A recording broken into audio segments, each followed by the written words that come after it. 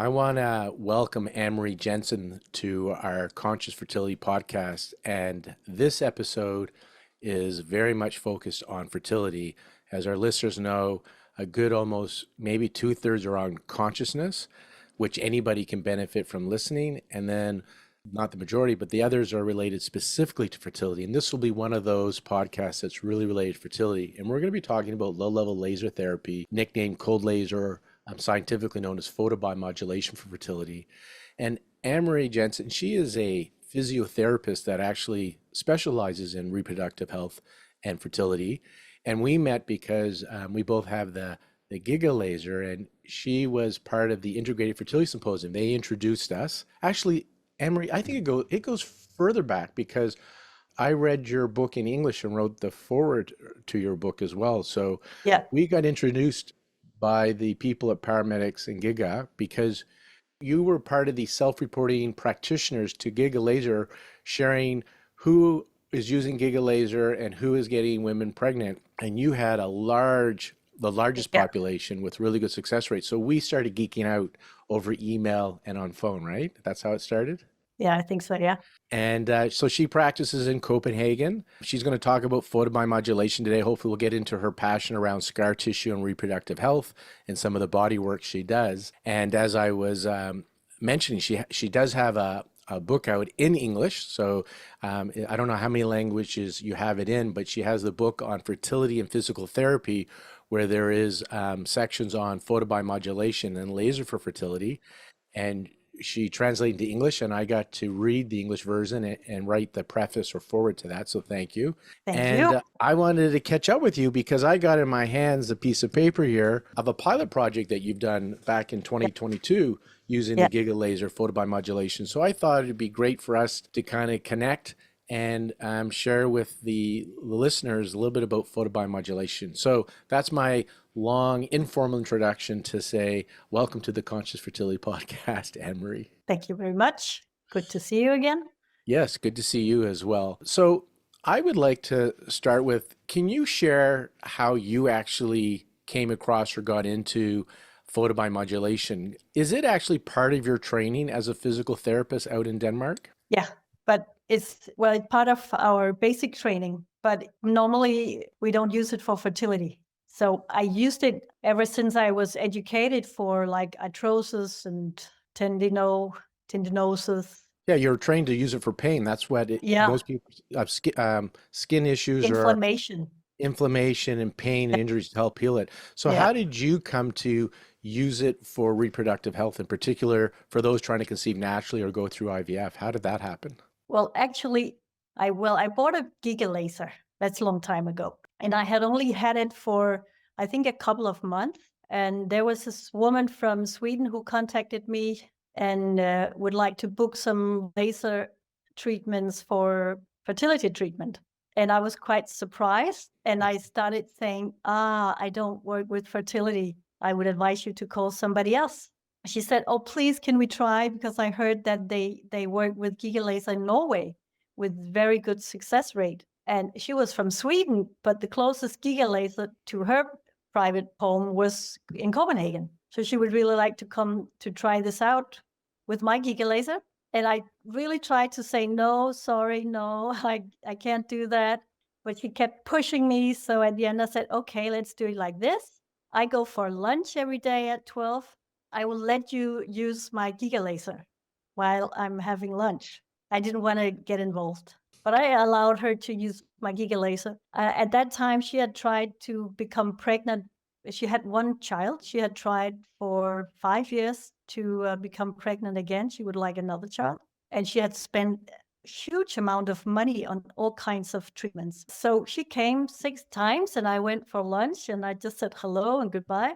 And after 2 weeks, she called me and said, thank you very much. I'm pregnant.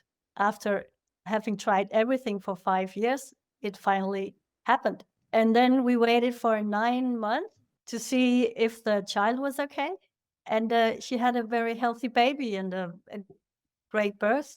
Actually, she came back to me a couple of years after. She would like to have a third child. And we just did the same again. 6 laser treatments and she was pregnant again. That's how it started. So you fell into fertility by accident. And that Yeah. reminds me of Shiro, the medical doctor from Japan. And for those that don't Yeah. know, he also fell into it by accident. So, like you, he Yeah. was focusing on pain. He was an MD that was a pain specialist, and he used Yeah. photobiomodulation, low level laser therapy to treat pain. And he has this approach where he treats proximal, meaning around the head, so around the carotid and the back of the neck, styloid ganglia, the vagus nerve areas got impacted with the low level laser.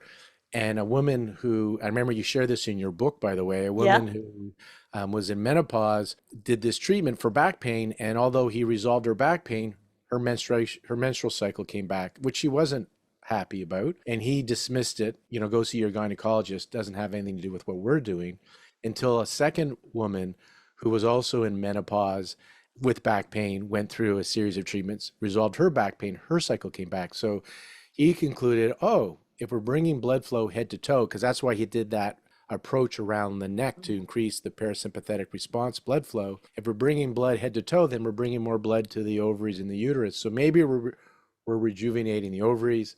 So they went on and did a pilot study. It's about 74 women, average age 39, 9 years of infertility. And they had a nice success rate of 23% pregnant, over 60% live birth rate. And they expanded that study to 400, similar 23% pregnancy, 50% live birth rate. So you guys have a lot in common.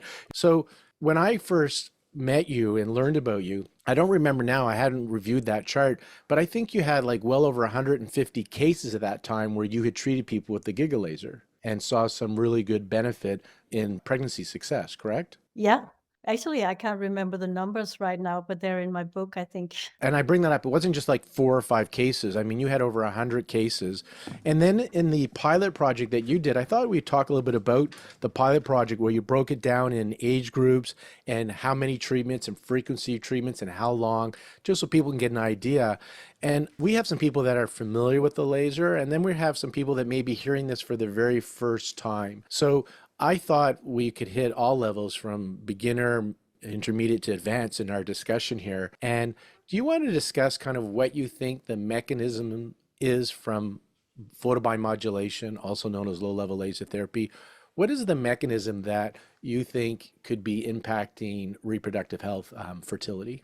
Well, we like to work with what we call the 5 flows. We like to increase blood circulation, and we like to increase I'm not sure about the English, the vein, like you need to have the blood coming through the reproductive organs, but you also have to have the blood.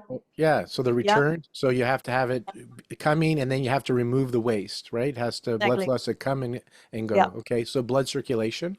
I think you're calling it venous flow. So yeah, artery and venous Venous flow. Yeah. flow and the lymph flow is very important. And then we talk about the energetic flow and the nerve flow or the innervation. When you say energetic, are you talking like from a energetic, like holistic, or energetic as an ATP from the mitochondrial function? When we talk about the energetic flow, feel free to think what you want. When we travel in some countries, it's a very spiritual flow. Other countries, it's like you can call it's the stress hormones. We can talk a little about more ATP later. Okay. But we like to think the 5 flows need to work optimally. I've interrupted you. So what are the 5 flows then, just so we can hear what you're calling the 5 flows? We need Energetic, blood the blood flow. flowing to the reproductive organs. Yeah. We need the blood flowing away because you need to remove the waste products. You need the lymph flow to work optimally. And we like the innervation to flow optimally. And then we have the 5th flow, we call it the energetic flow. That can be, Many levels. I get that. you have your Chinese medicine way of looking at the Chi flow. energetic flow. Yeah. Although you find spiritual flow or the flow of stress hormones in your body.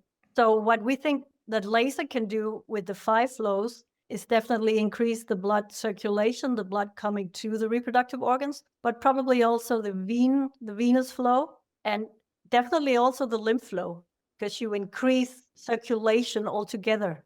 That will also affect the lymph. When it comes to the energetic flow, we sometimes use laser to decrease inflammation around the nerve roots to increase nerve innervation. Can you call it nerve flow? I like nerve innervation. That makes Nerve that. innervation, yeah. Yeah. When we talk about the energetic flow, I often think talking about stress hormones makes sense. We would like to lower the stress hormones and increase the feel good hormones. And maybe we can also do that with laser. It can be very relaxing to lie under the GigaLaser. You know probably the sound and the warm and the you can't move feeling. But we also know that laser has a great impact on the microbiome in our intestines. That's right. The microbiome is becoming really important in overall Yeah, health and when it comes to yeah. reproductive health as well. And we have research showing that laser therapy increases the diversity of the microbiome that affects so much in our body. Yeah, that microbiome that came out of Australia originally, and that's where they looked at. It was in a Parkinson's study because they linked the microbiome and its inflammation to brain health, and so their approach was to use the photobiomodulation on the brainstem, so the back of the head, and over the abdomen, over the microbiome, and they showed an improvement in certain biomarkers, looking at dopamine, but and on symptoms as well. And then they did do some gene sequencing of the microbiome before and after, so they definitely saw a positive change in the good bacteria in the gut microbiome, which can lead to so many health benefits, right? Because the Exactly. microbiome affects our skin, our gut health, our mood, our hormones, and so there we Yeah. go into reproductive health, right? So It yeah, has a great impact in our estrogen levels. yeah, the hormones So, for sure, and estrogens, yeah, yeah, and serotonin, yeah, all those important hormones. And when you talk about the stress level, one of the features of Oshiro, the medical doctor from Japan that we talked about, his whole focus when he did it around the neck yeah, was, and he did another point we call in Chinese medicine run 12, so halfway between the xiphoid and the belly button. We now know through other research that that anatomical feature there can will create a parasympathetic nervous system response, which you talked about. And Oshiro's whole reason for doing that was for blood flow. yeah, And so yeah, there's the whole Newtonian materialistic, what happens when you engage the relaxation response. And then what you alluded to was there's also this more spiritual of flow and receptivity, which Chinese medicine talks about fertility. So when you can engage that feel good endorphins, engage that parasympathetic response, and create more flow and receptivity on a, what we call in Chinese medicine, on a chi level, other great things can happen. So those are your five flows that you're saying yeah. you're believing the mechanism can help with We reproductive health. also, I also work with a small handheld laser. We do a lot of work up here. So you're pointing to the occiput. You can go to the YouTube video for those that are listening, but Anne-Marie's showing. So you're doing the back of the neck, and then was it along the SCM, like the upper trap is what you're doing? Is that what I saw? Well, I always search for tension trigger points in this area, and I think it also affects the vagus nerve, which would also de-stress my patients, I think, to We work have the with. probes as well, and we'll do around the neck and the statellite ganglia to engage the PNS, the elicit the relaxation response to create good blood flow. Oh, do you want to talk a little bit about your ATP mitochondria as well? Because I know that Yeah. was something that is of great Uh, interest to you. well, we also need to remember to talk a little about inflammation because we know that laser therapy in general has an anti-inflammation effect. You know, I actually like to go there even before the ATP or the Yeah, mitochondria because when I read Oshiro's paper and he kind of concluded that he thought the treatment was bringing more blood flow to the reproductive system, and then why he saw in these difficult cases, the English translation was severe infertility in the yeah, Japanese paper. yeah, And he thought it was blood flow. And I actually thought, well, you know what? There's people like you that do the body work, or people do femoral massage, brings blood flow. Acupuncture, especially electrical acupuncture, is excellent for bringing blood flow. And in yeah, my mind, I thought, I think the reason the photobiomodulation in his study worked so well is because it engaged the parasympathetic response, which has so many benefits, not just blood flow, including reducing those stress hormones. But I thought it's its ability to regulate inflammation, because inflammation leads to accelerated biological aging and premature degenerative diseases and premature fertility decline. So I think that's one of the features why the systemic effect it has on inflammation, why it can benefit so much. Is that what you kind of think as well? Exactly. Yeah, I totally agree. You have so many patients with inflammation, intestine, or herpes, all kinds of endometriosis, adenomyosis. We have so many women with inflammation in their lower abdomen. Gut inflammation, then the pelvic, you mentioned endometriosis, Yeah, scar tissue they may have from scar past tissue. diseases or surgery. Yeah, And then just chronic inflammation, like pain and inflammation in the body, can tap on the adrenal system, which affects the whole hypothalamus pituitary axis. So we all need some inflammation to stay alive, to heal, to ovulate and implant. It's when we have this chronic systemic inflammation that it leads to disease, that balance. And the laser is really good at regulating the inflammation. I don't know if you saw this paper. It came out a couple of years ago. I think it was from maybe even the NIH was part of it, because they were talking about using for back pain, rather than going to the NSAIDs and these strong painkillers, they suggested things like body work, yoga, acupuncture, low-level laser therapy. And then yeah. from that, we jumped into that. What they noticed when you take a pain med, an anti-inflammatory, it shuts down the bad inflammation that we don't want and the good inflammation that's needed for healing. And so when you do the anti-inflammatory meds, you're shaking your head, so you know what I'm talking about here. Do you want to Yeah, share a bit about it? I'm not sure I know exactly this study, but I so much agree, especially when you work with fertility. The anti-inflammation drug is not a good thing. Right. That will, if you use a lot of painkillers, Mhm. that will decrease your pregnancy chances. Yeah, because we need some inflammation for implantation, some inflammation for ovulation. And the difference with laser therapy is it downregulates the uncomfortable cytokines or prostaglandins, the bad inflammation, but it upregulates the good ones. And Huh. so in that back pain study, which we can kind of jump off and talk about reproductive health, is the laser helped reduce the pain by reducing inflammation, but it didn't reduce the good inflammation that you need for healing. So when you take the anti-inflammatory drugs that shuts down all of the inflammatory responses, you have short-term relief, but long-term chronic pain. So you end up with chronic pain conditions. And with the low level laser therapy, you're getting the pain relief because it does bring down the inflammation, but it doesn't shut down all inflammation.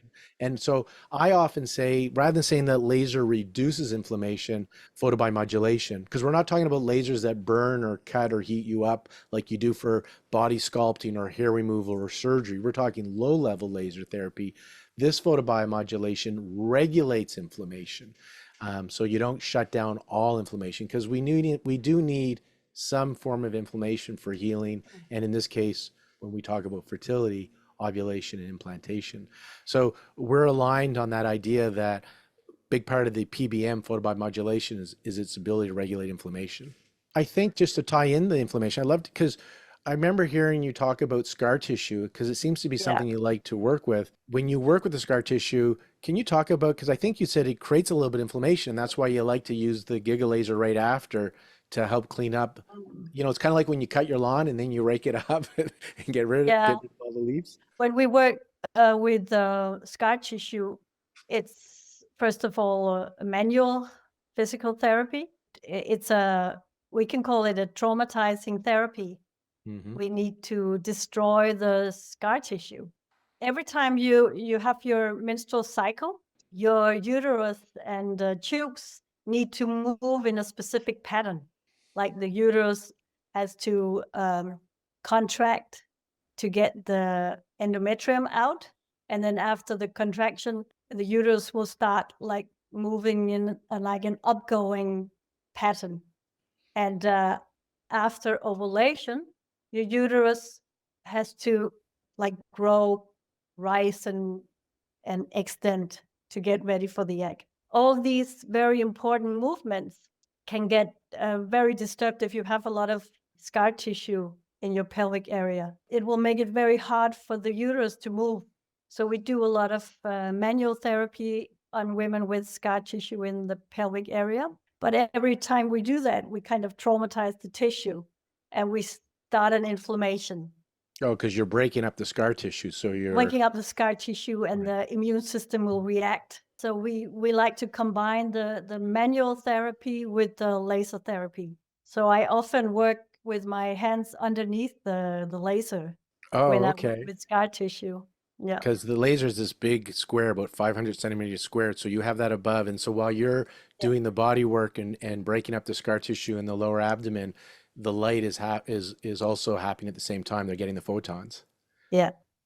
And we can see from research that the scar tissue will decrease in size when we use laser. Yeah, because there's some research showing that it softens and breaks and reduces scar tissue. Yeah. Have you used it for women? Because I do in my practice. I'm curious with C-section scars. Oh yeah, Have you I do found that that every day. the color Yeah, lightens up and the lightens up thickness? immediately. Yeah, Yeah, you can see yeah. that. And again, bringing blood flow, regulating inflammation, softening scar tissue, and Waste then tissue, waste products. waste products, and then the healing of the ATP, the mitochondria, so the cells can proliferate, can replicate, and heal, right? You break down the old tissue and start a new healing process. Yeah. And Do you, that's where the laser comes so handy. how soon after would you do somebody with a C-section scar? Do you have a time they need to wait, or as soon as they're able to come into your practice, will you use it? Well, you can start very soon after, not with the manual therapy though. We start with the breathing and some slow moving, stretching, home exercises. And then you can use the laser. Like I seldom see them after 1 week, but I think you could do it Yeah. after 1 week. Yeah, I mean, some don't think of it and they're busy, obviously, with their baby at home, but we do have some that are aware of it from because they Yeah, come to our practice before and they yeah, come to help with the C-section scar.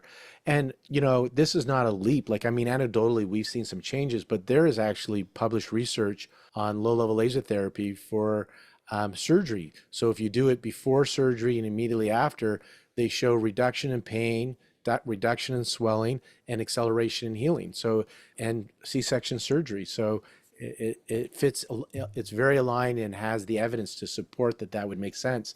I mm, also encourage patients that are going through IVF, we're already seeing them at least twice a week during the stimulation phase leading up to the retrieval. And we ask them if they can come in within 24 to 48 hours from the retrieval because again, it's surgery.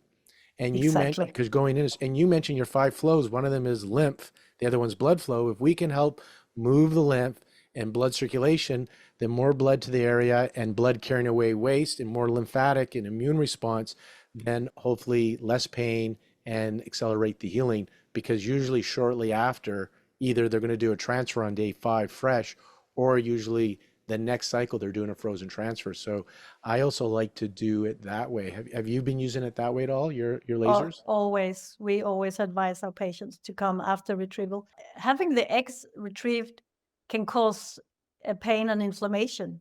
So That's why they give you a lot of pain meds when yeah, you so go it into would the be procedure. make more sense to try to ease pain with laser. I want to talk about some of the data that you've collected because I don't remember how many years ago it was, but it was pre-COVID that you wrote the book and talked about your cases, and then you did kind of a pilot project, and you sent me the summary of it. Do you kind of want to go through it because you kind of broke it down with age? I just read it the other day, but if my memory serves me right, was it about 60 women that you looked at? Was that the number for this paper? I had that was the year 2021. Yeah, I had 60 women using the laser for self-treatment. Okay, so this is without your body work because I actually want to. So we're going to talk about the paper where it was just photobiomodulation, where they come in on your lunch hour or whatever and use the laser. It's program 6, 23 minutes. That's what we have it. We both have the Giga. So yes, Yeah, you can do this with other laser systems, mind you, but you're using the Giga. I have the Giga as well yeah, as I have multiple systems. I like my toys, so I can't just have one. exactly. Um, but in your practice, it's not like just come and get photobiomodulation. You do a full-on assessment. You do dietary therapy, breathing exercises, stretching, and then you're trained in not only physical therapy but multiple body work, especially body works that are related to the reproductive system. Correct? exactly. So this study is with just doing the laser. And I would imagine, because we see it in our practice, if you add supplements, if you add diet, if you add stretching and all the body work, you probably would see even different results. But can we talk about just the photobiomodulation group first? Or That doesn't, in my project, it doesn't mean that they did not have any other treatments. okay, so tell us what this group would have had and tell us Yeah. what you would have taught. I want the listeners to kind of see, when you're looking to get similar results that you're going to share in this pilot study, you would want to do similar or the same to get similar or the same results, right? Actually, I normally don't call it a pilot study. What do you It's call it? not scientific study. It's just what I did was I have a GigaLaser. Actually, we have a GigaLaser in our waiting room that people can come and use. You have to contact me first. You have to have an individual consultation first. So initial consult first. They don't just show up in your waiting room and use your laser. I want to make sure for those that are in Copenhagen, you don't have them walking into your waiting room. So you have to have had a consult with you first. Okay, next. To make sure that it makes sense to use laser in Yeah. this. Okay. And then you can actually just book on my website, book the laser. You get the code for the door for the waiting room. So even when we're closed, you can come in and use the laser in the evening. These 60 women, I could see in my system that they were using the laser for self-treatment. This doesn't say that they didn't do anything else. We could have had other treatments, but they used it for self-treatments. I was curious about how does it work when I just let people use my laser while I'm not here? Are they doing well? Because I sometimes have less contact with them. I see them maybe once. They are fine, no scar tissue, no pain, just maybe unexplained infertility or often age-related infertility. They might not need any other treatment or they're not interested in any other treatment, but it also might be a combination of something else. So they come and use the laser, and then sometimes I kind of lose a little bit of contact with them. I send an email once in a while, how are you doing? But basically they can come and use the laser while I'm not here. So I decided all these women who used my laser for self-treatment in 2021, let me just see how they did afterwards. So I waited a year and then I contacted all of them and asked, how have you been doing since last time? And then I gathered all this data and put them in this, what you call a pilot project. Okay, so I get it now. It's a chart review, case study or chart review. Yeah, Yeah. something Which like is, that. yeah, this is where studies get built from, actually, is when you start to notice a trend in your practice. Exactly. So this could be, you could call it a pilot study. We could do Yeah, but it's we could do a big study after that. a retrospective chart review, right? Of looking at your data. Got it. Okay. I asked them, are you natural pregnant, or did you do IVF or ICSI, or do you have donor egg or IUE, Okay. IUI? Yeah. But I didn't ask, did you have acupuncture, or did you do exercises, or did you change your diet? I didn't ask that. What these 60 women have in common is they all use the GigaLaser for self-treatment. It's interesting because the Yeah. price is so low, and it's so easy. It's so convenient for my patients. They don't have to book appointment with me. They just They do have it to see. online. Yeah, it makes it easier. Oh, when you don't book it, that means because you're not there with them. So they're coming in, lying on the table. Hey, you're making me think if there's a way we could do that. One thing I like about the system that we have multiple laser systems, and with the Giga, one is you have such good case study reviews to show the positive impact. Yeah. The other part is from an acupuncture perspective, so many laser systems are on the skin, which is actually really beneficial because you don't have any reflection. You get a lot of absorption that way. But with the Giga, it's nice because we can put the needles on the abdomen Yeah. and then put the laser Laser on system top. above it, Yeah. and it just allows us Combine it. that flexibility. So Yeah. good. All right. What I also liked about this way of working is that, the women going through IVF, they often have so many appointments all the time. They have to go and see the doctor, and it always has to be in working hours, and they're getting a little stressed because they're running to treatment, different places. So this is very flexible. because there it's a so if I can understand your setup, which is we don't have a waiting room with a lock on it, we have a public waiting room. But if I understand the way it works for you in Copenhagen, is you're using it when you're in your clinic hours, so it's not available because you're getting your hands treated while you treat your patients. So that's why you're going to last so long as a physiotherapist, because your hands get treated while you treat your patients Yeah, under the that's so laser. nice. Yeah, And also, but when you're not treating, rather than the Giga just sitting there not being used outside of your treatment times, there's a way that they get a code to your waiting room, they yeah, book online, and then it's available it's about 23 minutes, the treatment. So maybe every 30 minutes it can turn over for these yeah, people. I got it. yeah. Well, since we talked about it last time, I bought another GigaLaser. I So have two now. now you So I got have one. One is always in the waiting room, right. so it's always available for self-treatment, and it's really nice. I can use it in the evening, in the early morning, lunch hour, Yeah. or the whole weekend. So let's talk about frequency of treatment, because one thing that when I get I know the company that makes the Giga are paramedics. Yeah, A lot of the public are buying the probes that we all, you can also, yeah, you use clinically and I do coaching calls for a lot of people. They send them to me to ask me yeah, how would I suggest using them yeah, so I can show them their yeah, shiro. We use it on the neck, on the yeah, abdomen, the microbiome, on the sacrum, and a few acupuncture points. So um, yeah, I know there are a lot of people are using those probes, and those probes, by the way, they have the Pro 1500 has, I think, it has three diodes, not that I think, and the GigaLaser, same diodes, but the GigaLaser has 36 of those plus 144 red diodes. So it's a much bigger area, many more diodes. Some people are just using the probes on themselves, and that's something you can do at home, and you don't have to go and travel and see somebody like us, so it helps.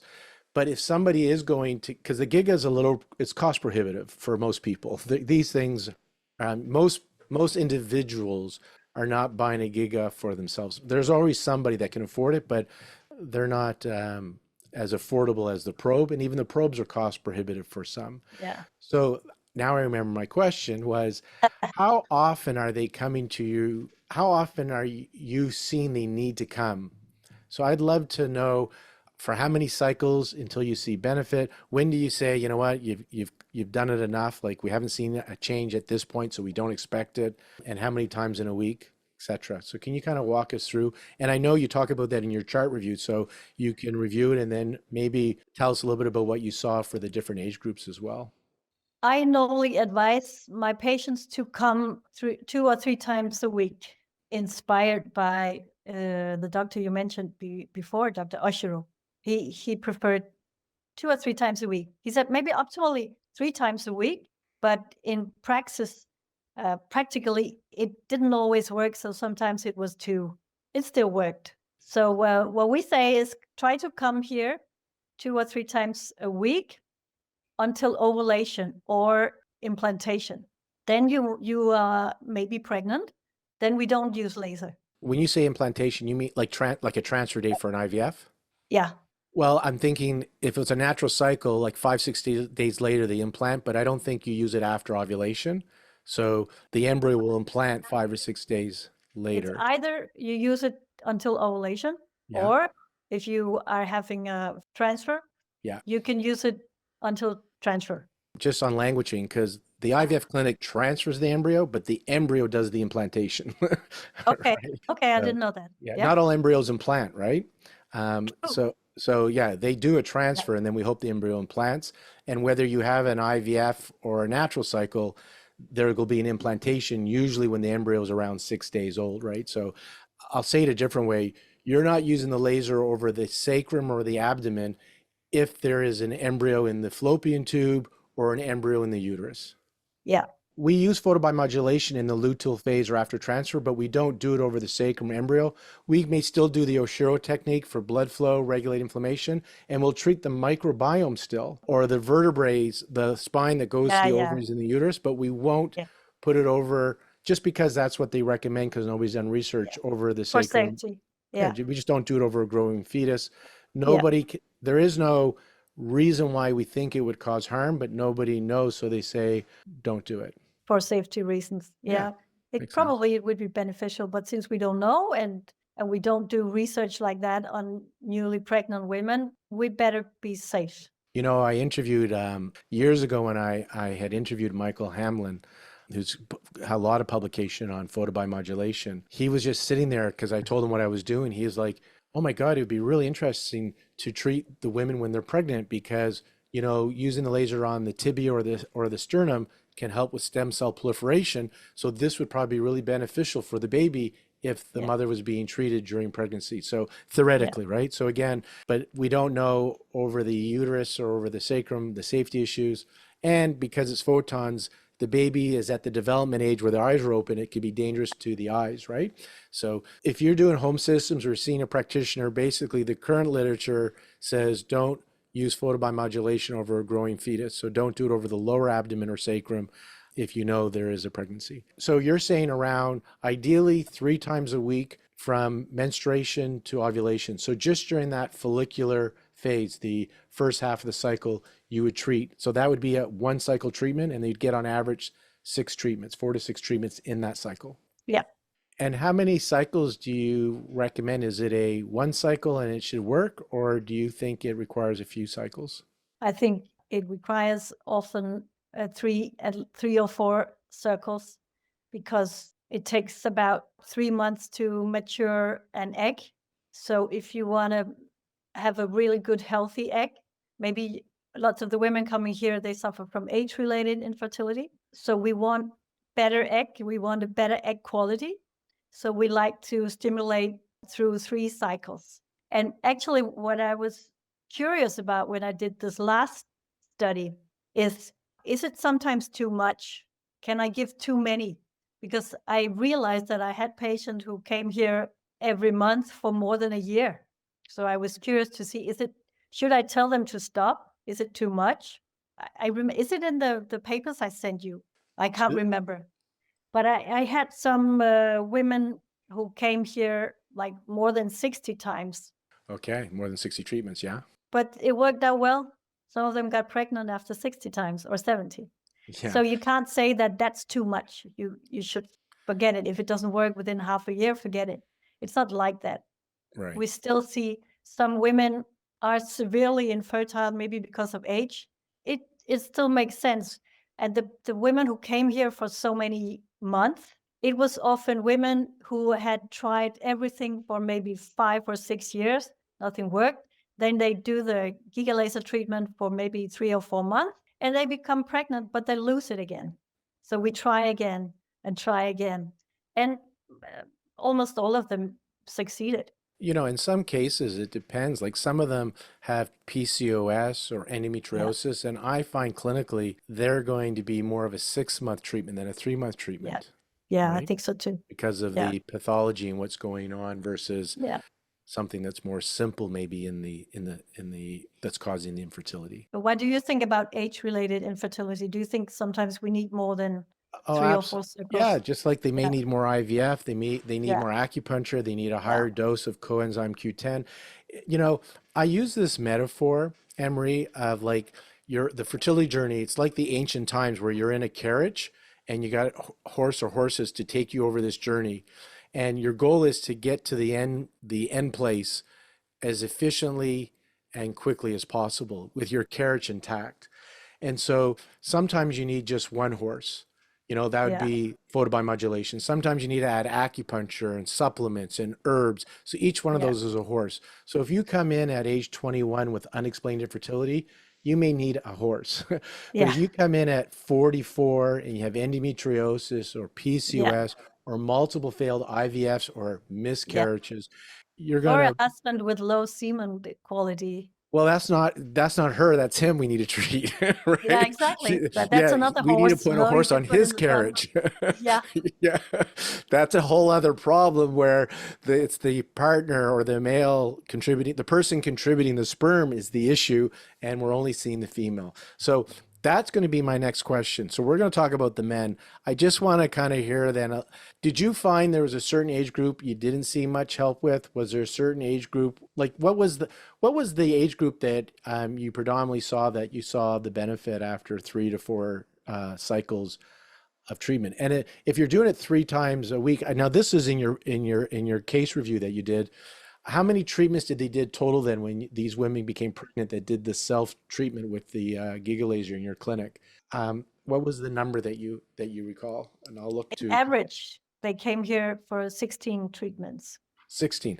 So there you Yeah, go. So 16 treatments, and it depends in how many. average. That's the average, right? Yeah, And if you're doing it for 3 cycles and it's 6 treatments a cycle is what you intended, right? yeah, So just for doing the math, everybody, again, 3 sessions a week in the first half of the cycle is the way you have done it.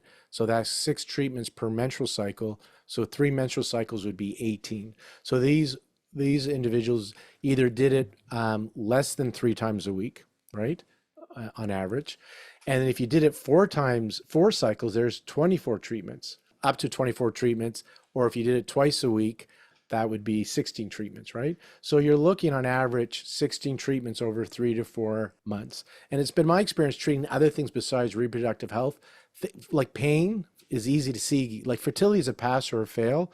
So it's not always easy to see how much you're helping until you see the mhm, pregnancy. We can see a change in flow and pain and clots, PMS. We see those things. But with pain, we can see it right away. And it's been my experience. And when I look at the research, those 3 times a week for the first 2 weeks is kind of what we do for an acute injury. yeah, And then we start to do less. And for my yeah, reproductive patients, I encourage them to come 3 times a week for the first 2 to 3 cycles. yeah, If they're just doing the follicular, if they're going to come all month, like then twice a week, right? yeah. For 3 cycles, and then we can usually do it less. I have patients flying in from other countries. So I have been not sure how to do that because maybe they're here in Copenhagen for 1 week. We have the same. So They fly to my yeah, clinic yeah. and or drive So in I've from. been trying to do maybe laser once a day. And actually, then I had my own son coming in from Klitmøller, cold Hawaii, where he's Yeah. surfing. He had an injury. So we gave him laser one day, 2 times, the day, next day, once. And then the next day, again, 2 times, Oh, morning and evening. so 2 times in a day. Yeah.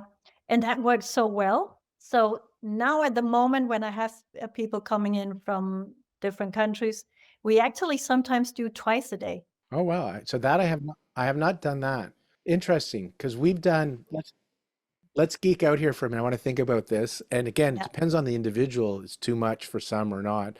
But when people travel from, so I'm on the Pacific Northwest, so we get from California or they'll drive in from Oregon or Washington State. Yeah.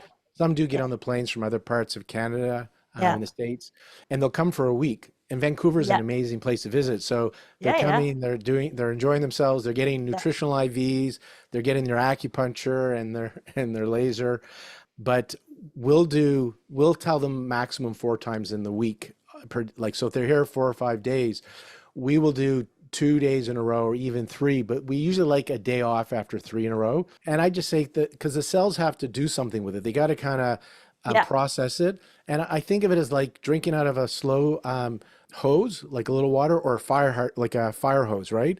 You do want to have it that the cell can take it in and drink it in, to use that metaphor properly. But I agree with you. It's possible like twice in one day may be okay. For some people, I don't know. I did some testing on myself as well. I had some neck, shoulder pain recently. So I could play with the laser and see and sometimes I felt twice a day is actually really nice. I did with my home system. I broke my ribs a couple months ago, 3 ribs, Okay.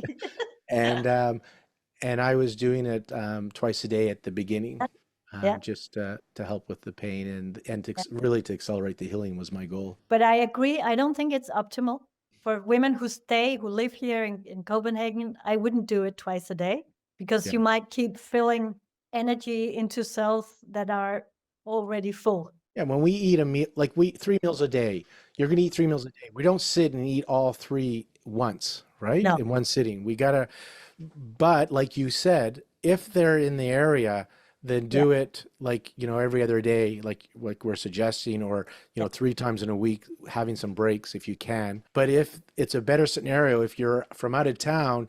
then I can see doing it 3 days in a row. I usually like to give people a break after 3 days in a row from my laser, just to again allow But the body to do something with the photons. we do in the front in the morning and on the back in the evening, especially like if they have some kind of backache. we could use it on the back. But to be efficient with their time and my time, I can just do the front and then flip and do the back as well. Yeah. So it's Yeah.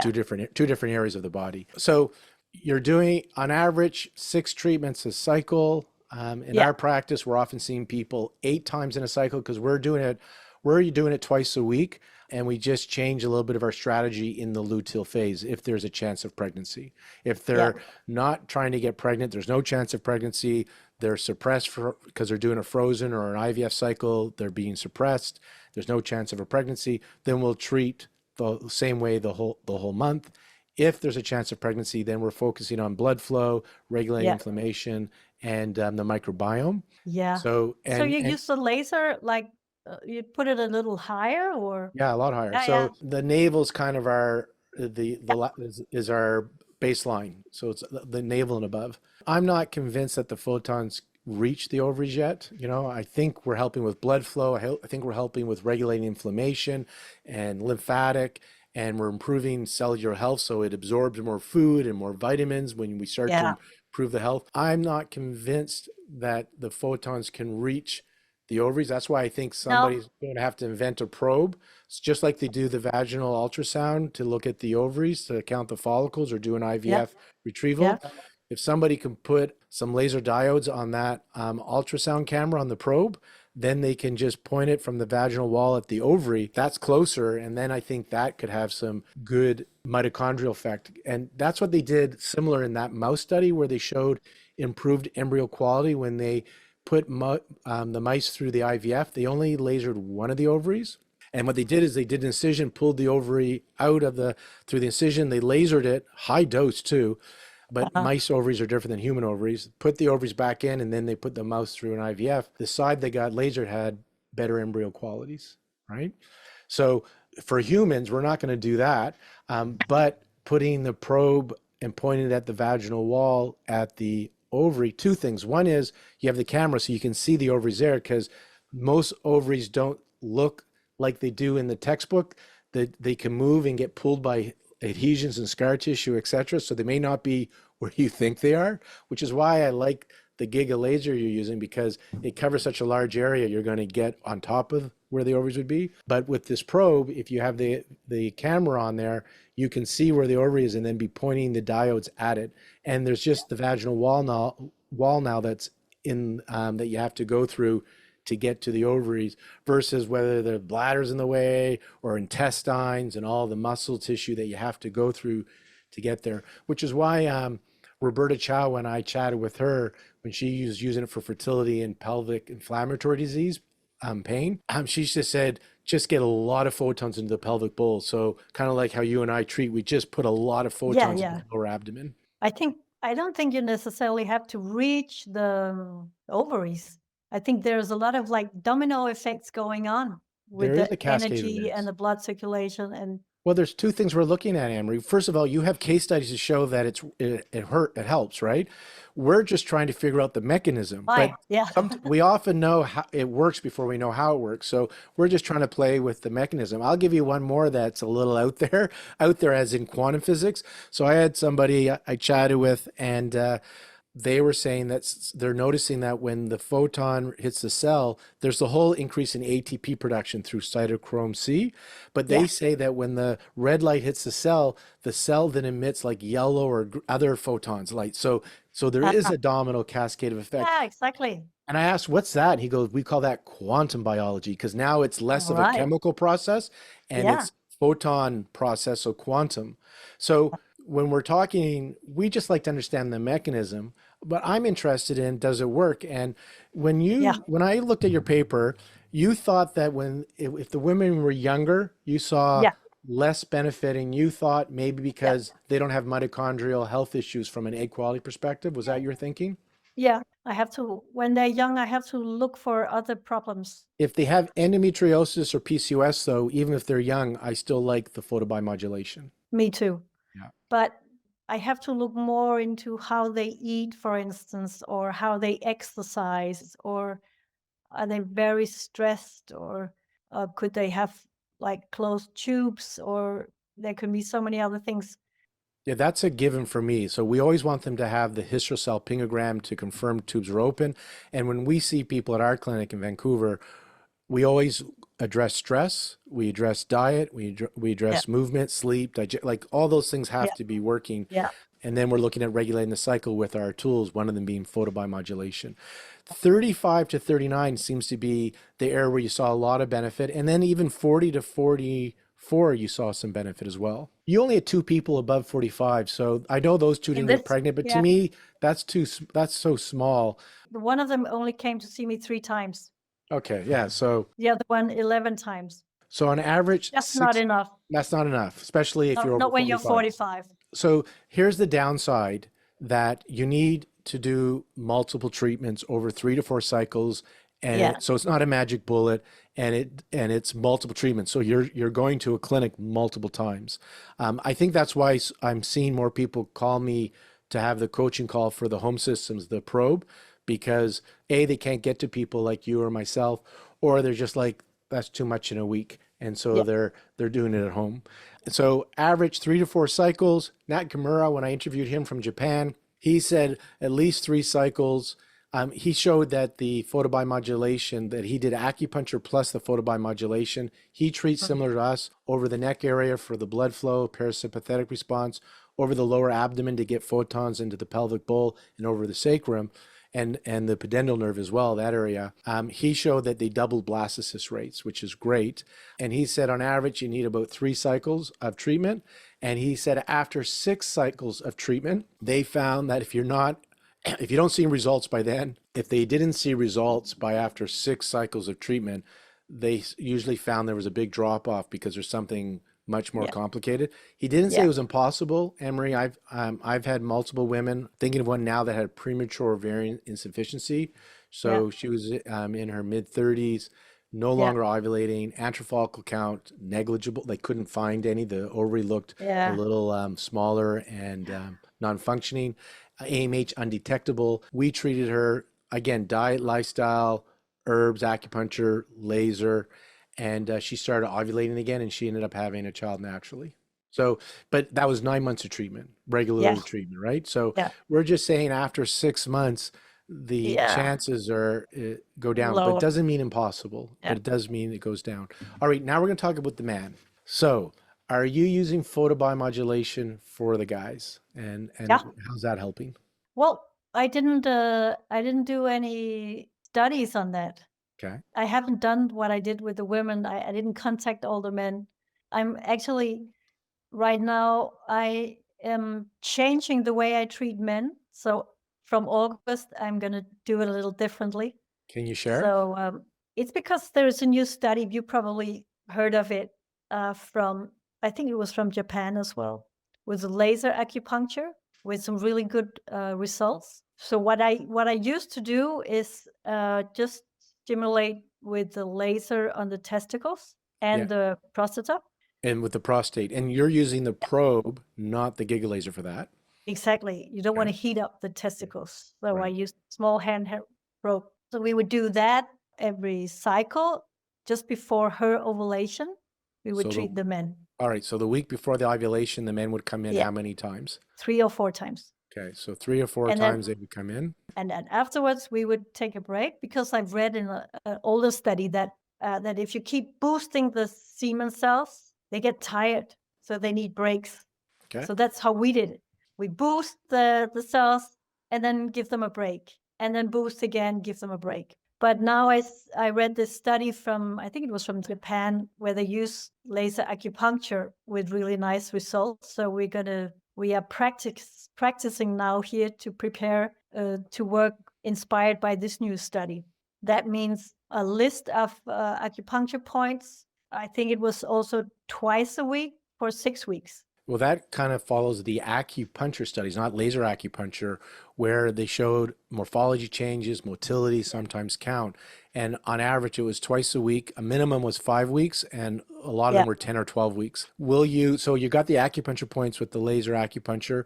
Will you still probe the testes in the perineum, which is in the direction of the prostate as well, or just do the Do laser that, yeah. acupuncture? But then I would still probably only do that by the end of the treatment period. So Just closer to ovulation when they have to give the yeah, sample. You wouldn't do it. I would boost directly. Okay. Yeah. So if you're doing it twice a week for 10 weeks, you would only do it when they're going to either give a sample for IVF or have intercourse for the purpose of Yeah. during the fertile window. What do you think? Anne-Marie, I always love talking to you because I get ideas like us treating the men. That was from you when we talked about it using the probe. And just for the guys that are listening and or the women, we're not holding the testes and probing No. it with the laser. I think you give them a probe and they go to the bathroom to use it, right? Yeah. And in my practice, we have a sheet, so we hand the probe to the guy, and then under the sheet, they probe over each testicle, and then they place it over the Yeah. perineum, which is Yeah. between the Exactly. scrotum and the anus, and direct it towards the prostate. Yeah.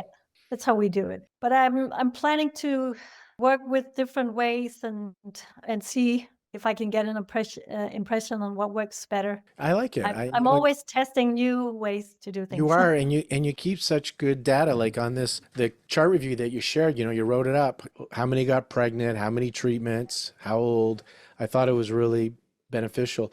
Did I hear you say somewhere, like when you looked at all of your, like over 40, you had a percentage of that got pregnant? I can't remember if I heard you say that. Is that not in this document? But I think once I might have heard you on another talk that you shared that. Does that come to mind, or am I hallucinating? It's in my book, the old book. No, but recently, like something's, Recently. Yeah, yeah. now it's about 50%. No, wait, yeah, over 40. So the age group 35 to 39, my success rate is 97%. Oh, no, 87. Yeah, 35. So age 35 to 39, those that come in for a period of at least 3 cycles, on average 16 treatments, you said about 87% of those have reported back. Of those that reported, 87. did you hear back from all of them? These are from all the people that you contacted and they Yeah, responded. Of those that yeah. responded, of the total, Oh, 87%. that was high. It was, I can't remember. I must have written it down somewhere. It was maybe 95% responded. So it's pretty Yeah, impressive. yeah. And I want to remind the audience, like a lot of this group, though, they were just coming for self-treatment, correct? Not just. Oh, okay. You So don't know this that. 87% of those, like, because you do like stretching and you get in there and do some body work. And just, I didn't say it earlier, but I'm thinking of it now. You're talking about the uterus and the structure and how it has to kind of shake off the lining and it changes Yeah. position based on the cycle. So in osteopathic medicine, I've often heard them say structure determines function and function determines structure. So do you kind of subscribe to that idea that if you have a lot of adhesions and scarring that's pulling on the ovaries, the fallopian tube, or on the uterus, Yeah. often evidenced by clotty period or painful periods, that this then is interfering with function? We often touch our patients. We can feel the adhesions, Yeah. or you can even see them. Like the navel is drawn to one side. You can see the posture has changed. The structure determines Yeah, function and function yeah, determines yeah, structure. yeah, So definitely. it's not just that it's inconvenient, that it can be uncomfortable or the navel's off center. You're suggesting then that the structure can interfere with the function of healthy follicles, but in this case, at least healthy implantation and menstrual cycles. We should meet again and talk about the Marie method. We can talk a couple of hours about that. That's the Marie was a physiotherapist from the Czech Republic who worked with fertility back in the 70s and 80s before IVF was invented. She did some really great studies, so we'll have to talk about that, about structure. And she said that you can be a functional sterile, Right, functional, right. like your reproductive organs are not working properly. They're not moving the way they should. In this work, they found that by doing this work, they were able to improve reproductive health, pregnancy outcomes. Yeah, they could. Do you say quadruple? Quadruple 4 times? Yeah, Okay. yeah. The chances of pregnancy. It's not. It's a lot of home exercise. I have her exercise program on my website, the Marie program. So we work with these specific exercises that you should perform home once or twice a day Okay. for a while. And well, but that's going to take some time to explain. Is that on your website under Yeah, online? So there's an online course for that, right? For people? Is that what I saw? yeah. There is a small online video that everybody you can buy access. It's not very expensive. Online, yeah, there's an online course for your self-treatment at home. All right, so that website I'm going to put in the show notes. Well, I can't even say it because it's in Danish. It's spelled differently than we would for fertility, Yeah, but I'm going to put the link in the show notes. And great. on that link, just so everybody knows, that's where you can see books, or your book on fertility and physical therapy. You can see your online course that you talk about and other workshops that you offer. And if you're in the Copenhagen area or you want to come to Copenhagen, Anne-Marie has now 2 GigaLasers. Yeah. And And we she have has, three handheld lasers now in the clinic. do you use just the Pro 500s or do you have the Pro 1500s in your practice now? Have both. And if you're in the Vancouver area, you come to Vancouver, BC area, we have the GigaLaser as well. And we'll have to figure out some method for people to access that more easily in our practice now that you've given me some ideas. And we'll have to have you back to talk more about some of these other techniques that are using to Yeah. support reproductive health. Because I know we're trying to close here, but Yeah. we didn't talk about the mitochondria, but the cellular mitochondria, I think it was one of the Webers, the pediatrician, Michael Weber, wrote a book on laser acupuncture. They're both actually medical doctors, both in Germany, both talk about low-level laser therapy. One is a pediatrician. So it's the pediatrician version. And we were chatting, he talked about how photobiomodulation improves that, again, cellular proliferation, so mitochondrial health, and we're seeing increase in nutrient absorption. And there was a study, because of course, if the cells are functioning better, then they'll be able to take the nutrients from your vitamins or from your herbs or from your supplements. And we've seen this in a mouse study where they did CoQ10 for pain in mice. I think it was pain related, but they showed that the mice that got photobiomodulation had an increase in CoQ10 absorption.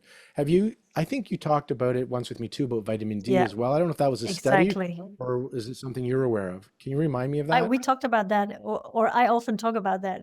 So I'm sure we did. Do you want to give as we wrap up here, what's your idea with photobiomodulation and vitamin D? Because we have a lot of vitamin D deficiency in my Yeah. area and vitamin D deficiency. There's literature discussing how it can impact cycle regularity and infertility and miscarriages. So what do you know of vitamin D and low-level laser therapy? Well, there's not been a lot of research on that, but I think it comes down to some kind of respiration. Is that the right word to use? The cell respiration. So the whole absorption of vitamins and minerals and oxygen and the pushing out the waste products. I think it goes for Q10 and it goes for vitamin D. Well, it makes sense just if so here's where we go back again where we're seeing it works and we're trying to understand the mechanism. If photobiomodulation, there was a study showing how it regulates blood sugar levels, right, in the blood. So if it can regulate blood sugar, if it has the possibility of regulating inflammation, if it can improve cellular circulation, cell proliferation and respiration, soften scar. I mean, if it has that mechanism, then it makes sense that we would absorb better, we would eliminate more weight. Like it just Yep. sounds like it can be beneficial to health, Yeah. depending on, again, dosage, wavelength, what's going, like the mechanism's there, and then we got to individualize it for each person to see what do they need, right? And that's the harder part. But the mechanism makes sense that it could do all these wonderful things. You know, a lot of people here in Denmark and probably in Canada as well, we have vitamin D deficiency. We actually have a lot of vitamin D under our skin in our fat tissue. It's there, but you gotta get it out of the fat tissue into the blood. Into the blood so it can circulate to the cells. Yeah, and I think that the laser can help us with this process. Oh, I like that. It And I can have a lot get of the vitamin D moving because it's in our fat tissue.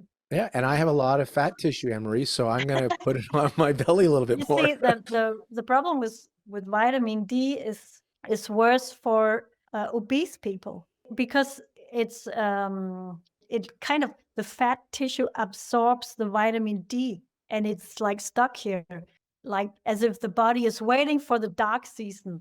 So we need to put it here It so that stores we it. have, yeah, it stores it. But you got to get it out of the storage. And I think movement, fat burning exercises, but also the light therapy can help us with that. Yeah. And I think that goes for not just vitamin D, but all kinds of other vitamins and even hormones. They would Yeah. get stuck in the fat Yeah. tissue. Excellent. No, excellent. So to recap, we're going to put Anne-Marie's website in the show notes so you can check out her book. And she does have an online course. Yeah. Anne-Marie, we have to have a part 2 to talk about the Yeah. body work more. Yeah. And then for photobiomodulation, you've done some chart reviews and you have shown that they're benefiting. And on average, they're coming 2 to 3 times a week in a cycle. So on average, 4 to 6 times a cycle, and on average 3 to 4 cycles to get the benefit from your photobiomodulation. And you have the GigaLaser in your practice. And so guys, check out her website. Again, at AcuBalance, we're in Vancouver. So if you want to know about what we're doing with photobiomodulation, contact us as well. And we can tell you more about what we're doing. We have multiple laser systems, one of them being the Giga. And Emery, I always like talking to you because you think a little bit outside the box and then you get me thinking. So now I'm Good. going to look at that, the research for the male laser acupuncture and Yeah. continue to use with the guys. You know, and for the listeners, just as we wrap up, you've had this experience, as have I, most of our colleagues. Men often are easier to treat than women. They just don't show up to get Yeah. treated, right? Exactly. Yeah. Yeah, exactly. That's Yeah. such a shame.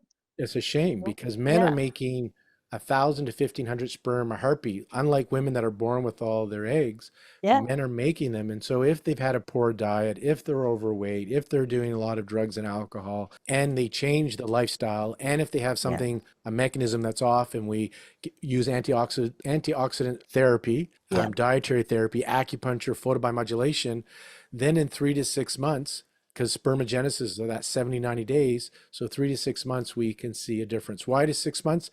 That came from a reproductive urologist, Paul Turek, when they would do varicocele repairs. This is like when you have a varicose vein in the testes, which creates heat, which then causes either reduction in motility, or if it's a lot of heat, a reduction in count. He said theoretically after the varicocele repair, 3 months later, we should see good sperm because spermagenesis. But Yeah. he says often we don't see it until 6 months later. Yeah. So for I whatever believe. reason, he says it can often take 2 cycles of spermagenesis. So for the Yeah. guys, just so you know, if you do all these interventions and you don't see a difference 3 months later, continue and then retest 5 or 6 months later, and you may see the difference then. And it's so what I also like about the treating men is that you can test the semen quality so easily. It's so hard to test egg quality, but semen Here, quality is so easy. so I'll tell you a fun little story here. So we played with the laser with sperm in the petri dish. So the sperm was Yeah. ready to be disposed of. So they already did the semen analysis, Yeah. and then we just took a couple of samples. And before they tossed it away, I did some lasering of the sperm, about Yeah. 4 joules, and then they saw the motility kick up again. Yeah. So Exactly. right then and there. Yeah. So Yeah. I've So seen it easy. with my own eyes. All right, Anne-Marie Jensen, check out her book, Fertility Physical Therapy, and check out her website. And we'll have you on again soon. Thank you, Anne-Marie. Thank you. All right, we just wrapped up with Anne-Marie. And I wanted to add that I've been talking to Anne-Marie about maybe having her even come visit me here in Vancouver and teach my associates and some of the body workers in my city the bodywork techniques that she does, because I think it's shown to be very helpful based on what she has shared. And what I didn't share in our podcast is in our practice, we also go on site at the Olive IVF Center to do transfer day treatment. And in those treatments, we are doing both combined acupuncture, IVF acupuncture, and laser acupuncture on site at Olive on your frozen embryo transfer day or your fresh embryo transfer day. And in our practice, Olive did a chart review where they looked at over 2 years of data for those that did chromosomal screening. So the embryos were screened to be euploid, meaning normal, and that were frozen transfers. And they compared those over 2 years that also had AcuBalance on site. And our patient population that had normal embryos transferred on frozen transfers had a higher pregnancy rate and a lower miscarriage rate than those that did not. So I wanted to share that with you as well. And if you want to know more information, do contact our questions because we do discovery calls. All right. Thank you for tuning in to the Conscious Fertility Podcast.